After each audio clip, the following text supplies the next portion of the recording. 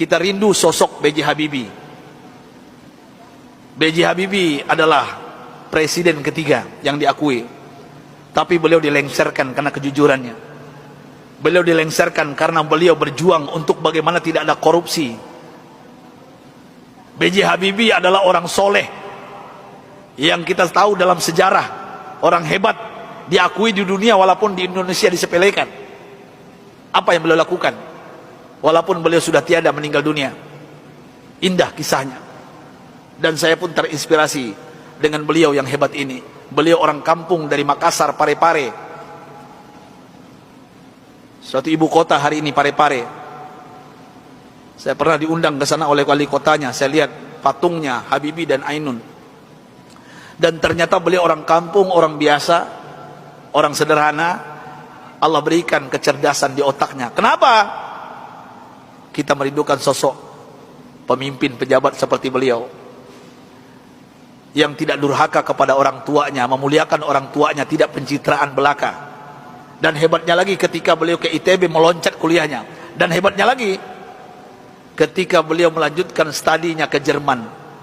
Disinilah saya pribadi mendapatkan inspirasi.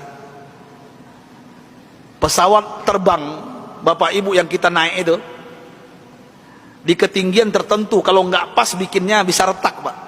Pesawat itu bisa retak. Siapa yang bisa menyelesaikan itu? B.J. Habibie, Pak. Di dunia yang bisa menyelesaikannya B.J. Habibie. Sampai beliau digelari oleh teman-temannya di Jerman apa? Mr. Crack, Mr. Retak. Bukan retak otaknya, Pak. Pejabat kita yang banyak retak otaknya, Pak. Ini maksud saya apa? Pesawat yang retak itu beliau bisa menyelesaikannya. Ini kehebatan Habibie yang mungkin dilupakan oleh bangsa ini. Tapi ada yang lucu, aneh bin ajaib, ternyata beliau bukan orang tercerdas di dunia. Sampai beliau di Jerman, apa yang terjadi? Beliau tidak pernah ranking 1, ranking 2. Beliau ranking 3. Sampai beliau cemburu kepada 2 orang yang ranking 1, ranking 2, dan ini orang Yahudi, Pak. Orang kafir, laki dan perempuan. Saking herannya beliau, padahal beliau apa yang beliau isi itu benar semuanya. Tapi saking penasarannya, bertanya kepada Yahudi 2 ini. Apa kata beliau? Aku mau tanya kepada kalian berdua, apa rahasianya sampai kalian hebat di dunia, ranking 1, ranking 2? Saya kenapa tetap ranking 3? Apa jawaban Yahudi 2 ini, laki dan perempuan ini? Oh, Rudi. Beliau dipanggil Rudi, bukan Habibie. Ya, Baharudin Yusuf Habibie. Rudi, this is our secret. Ini rahasia kami, nggak mungkin kami kasih tahu.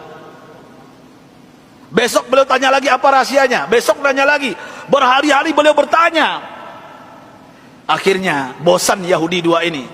Sampai Yahudi ini mengatakan, Bapak Ibu, rahasianya. Come here, Rudi. Sini Rudi, kami mau mengatakan kepada engkau, tahukah engkau rahasia kenapa kami cerdas? Kenapa kami ranking 1, ranking 2 hebat? Apa jawabannya? Ini yang membuat B.J. Habibie malu dan meneteskan air mata. Pahlawan yang hebat ini, ketika Yahudi ini mengatakan, kami di sepertiga malam terakhir, jam 3 bahasa kita di Jakarta, bangun. Setelah itu kami mandi. Setelah mandi kami pakai baju yang wangi. Setelah itu kami ambil Al-Quran. Kami baca Al-Quran. Kaget B.J. Habibie. You read Al-Quran? Yes. Kalian kan kafir Yahudi, kenapa baca Al-Quran? Kami yakin dengan Al-Quran. Walaupun kami tidak mempercayai Al-Quran, mempercayai Islam, tapi kami yakin dengan Al-Quran. Heran B.J. Habibie, orang kafir Yahudi yang juara 1, juara 2 di Jerman ini, setiap jam 3 pagi mandi, pakai minyak wangi, baca Quran. Apa jawaban mereka? Kami baca Quran. Tahukah engkau Rudi, setelah kami baca Al-Quran, saraf kami ini rileks, otak kami cerdas, metabolisme tubuh kami dahsyat, imun. Nah ini bapak-bapak, ibu-ibu yang takut dengan corona, ini bukan saya yang ngomong, ini orang kafir yang ngomong ini. Ya. Imunitas kami naik tinggi. Kenapa? Al-Quran. Al-Quran kami baca. Sampai B.J. Habibie nggak yakin, nggak percaya. Apa kata Yahudi berdua ini Bapak Ibu? Kalau kalian nggak yakin, silakan. Surah apa? Kami baca. Ternyata Yahudi berdua ini hafal Quran, Pak. Apa saat itu jawaban B.J. Habibie? Thank you very much, my brother, my sister. Beliau pulang ke kosannya, ke kontrakannya.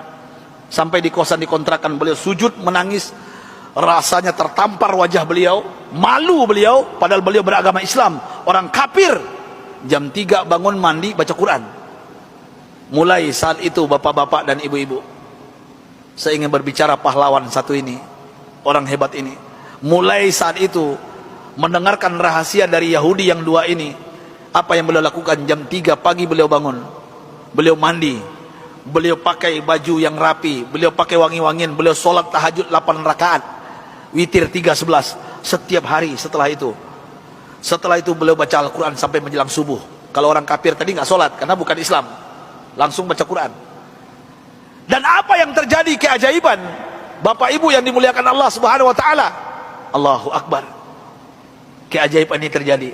Semenjak itu, setelah itu, B.J. Habibie berubah menjadi ranking 1. Yahudi yang 2 tadi turun ke bawah.